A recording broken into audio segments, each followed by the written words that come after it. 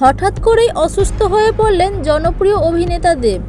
জানা যাচ্ছে একটি ব্যস্ত শুটিংয়ের মাঝে আচমকা দুর্বলতা অনুভব করেন তিনি। পরিস্থিতি বুঝে দেরি না করে সঙ্গে সঙ্গে তাকে নিকটবর্তী হাসপাতালে নিয়ে যাওয়া হয়। হাসপাতালের প্রাথমিক পরীক্ষা নিরীক্ষার পর চিকিৎসকরা জানান, অতিরিক্ত কাজের চাপ এবং ক্লান্তির কারণে এমনটা হয়েছে। আপাতত বড় কোনো জটিলতার খবর নেই, তবে ডাক্তাররা তাকে কিছুদিন সম্পূর্ণ বিশ্রামে থাকার পরামর্শ দিয়েছেন।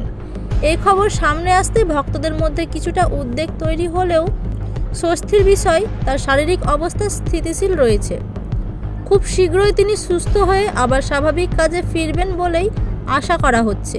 আপনার কি মনে হয়, অতিরিক্ত কাজের চাপ কি এমন সমস্যার কারণ হতে পারে? আপনার মতামত কমেন্টে জানাতে ভুলবেন না। যদি আপনি আমাদের চ্যানেলে নতুন হয়ে থাকেন তাহলে দয়া করে সাবস্ক্রাইব করুন। ধন্যবাদ।